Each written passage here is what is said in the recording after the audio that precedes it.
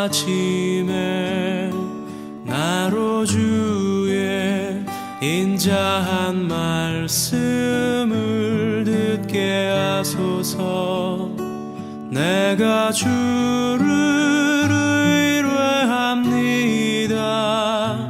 나의 다닐 길을 인도하소서.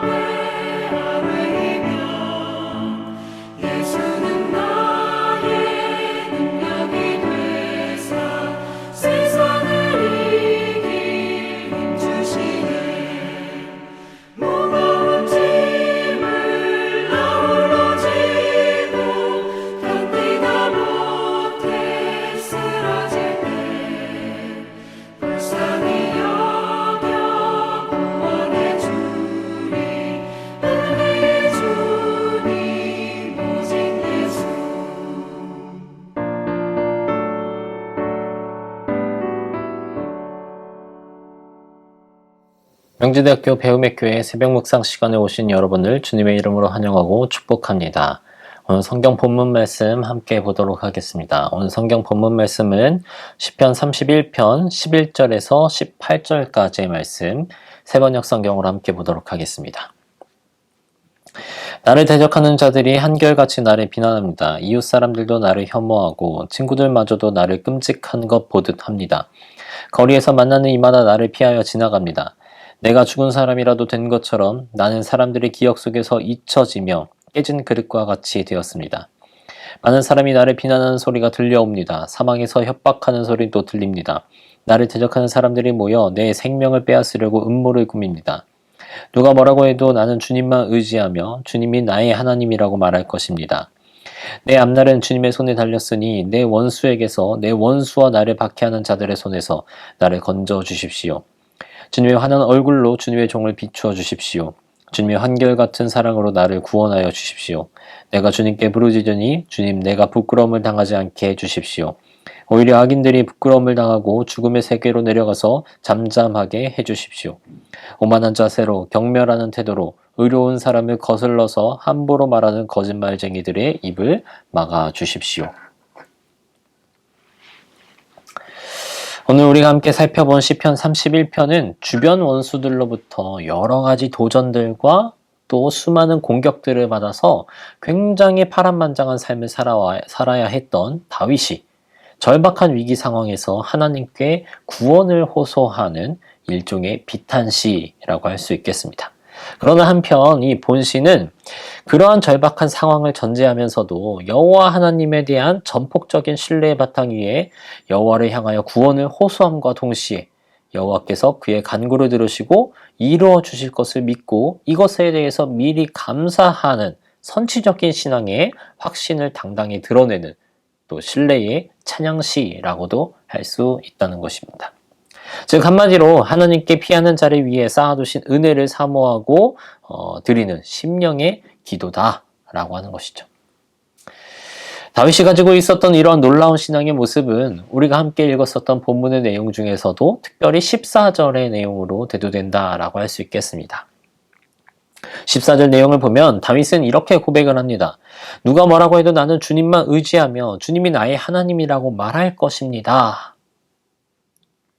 여기서 나타나는 누가 뭐라고 해도 라고의 상황은 앞선 11절부터 13절까지 나타나고 있는 상황을 말할 것입니다. 곧 대적으로 말미암아 여러 가지로 욕을 당하고 있고 또 이웃에게마저도 심히 욕을 당하고 있는 상황. 또한 친구들과 지인들이 자신을 철저하게 외면하고 있는 상황. 또한 여러 사람들의 기억 속에서 잊혀져 가는 것 같은 그런 느낌. 그래서 마치 죽은 사람과 같은 느낌을 주는 그러한 상황을 마주하고 있다라고 하는 것입니다. 그리고 자신을 죽이려고 하는, 자신의 생명을 빼앗으려고 하는 자신의 대적자들이 여러 가지로 주변에 놓여 있는 상황, 이러한 상황을 말한다라고 하는 것이죠. 다윗은 그러한 상황 가운데서도 주님을 의지하며 주님이 나의 하나님이다라고 말할 것입니다 라고 고백을 하고 있다는 것입니다. 만일 우리가 이러한 상황에 처했다라고 가정해 본다면 과연 우리는 다윗처럼 하나님, 그래도 나는 주님을 의지하겠습니다. 주님은 나의 하나님이십니다 라고 우리는 과연 고백할 수 있을까요? 아마 결코 쉽지는 않을 것입니다. 다윗이 그래도 누가 뭐래도 라고 말할 때에는 그 누구라도 그런 상황에 처하게 되면 하나님을 의지하지 않을 가능성이 크다라고 하는 것을 암시하여 준다는 것입니다. 사실 사람들은 아무리 자기에게 잘못이 있다라고 하여도 자기에게 임한 징계의 강도가 너무나도 크다라고 하면 그 자기의 잘못에 대하여 당연한 결과로 인정하기보다는 자기에게 징계를 내리신 하나님을 향해 혹은 그 대상을 향해 불평과 원망을 늘어놓기 쉽다라고 하는 것입니다. 그리고 그게 하나님을 향했을 때는 더 이상 하나님을 의지하지 않으려고 하는 모습까지도 우리 인간들에게 보인다는 것이죠. 자신의 범죄는 생각지 않고 하나님께서 나의 믿음을 배신하셨다라고 하는 생각으로 가득 차게 된다는 것입니다. 그래서 결국에는 믿음마저도 버리는 일을 우리는 우리의 주변 상황 속에서 목격하기도 한다는 것이죠. 그러나 오늘 우리가 읽은 본문에서 만나게 되는 다윗의 경우에는 이 하나님의 징계로 인한 불평이나 원망을 전혀 찾아볼 수 없습니다. 오히려 그는 자기의 고난의 원인이 자기의 죄에서 비롯된 것으로 인정하는 것은 물론 자기가 하나님의 징계로 인하여 마치 죽은 사람과 같이 시체와 같이 되고 그리고 깨어진 그릇과 같은 상황에 놓이게 되었다. 하지만 그래도 하나님만은 신뢰하겠다라고 고백하는 모습을 보인다는 것이죠.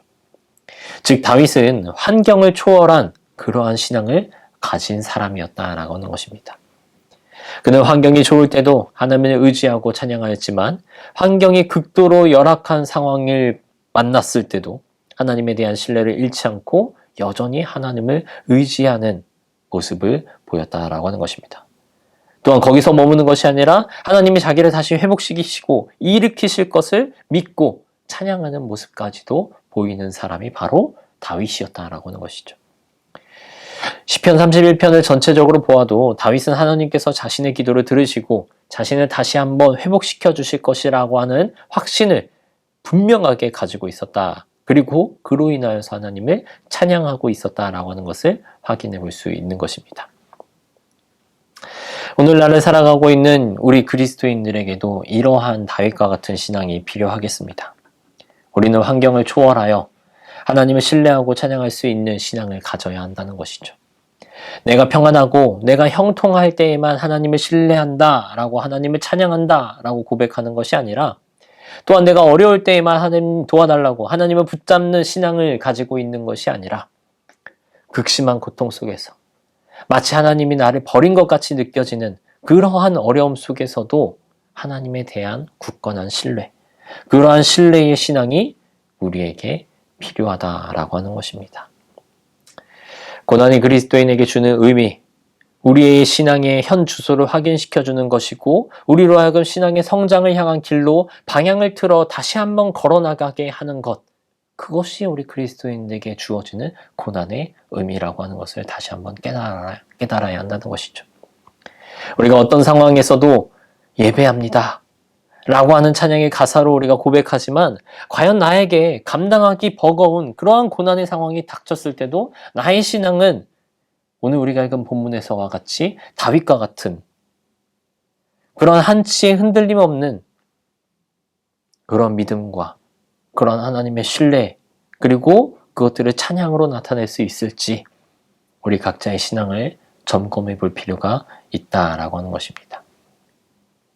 환경을 초월한 신앙, 그것이 비록 어쩌보면 비현실적인 것으로 마냥 이상적인 것으로만 느껴진다라고 하더라도 그것이 너무나도 대단하게 느껴진다라고 하더라도 우리의 신앙의 목표는 그러해야 한다라고 하는 것을 깨닫고 다윗이라고 하는 인물을 다시 한번 기억하면서 그러한 믿음을 소유하시길, 다윗과 같은 믿음을 소유하시길 원하는, 갈망하는 그러한 저와 여러분들이 되길 주님의 이름으로 축원합니다.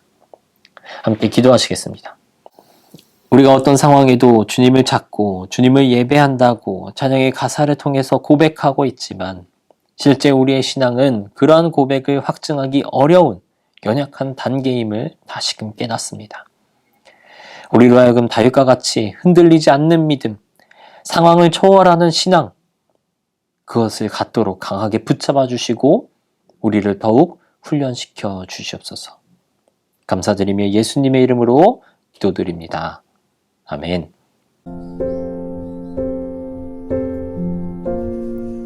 모든 상황 속에서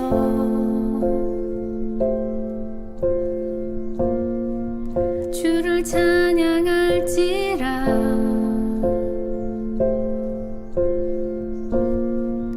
주는 너의 큰 상급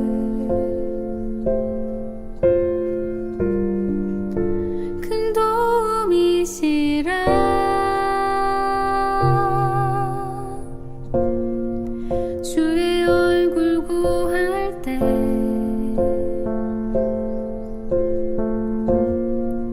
주의 영을 부으사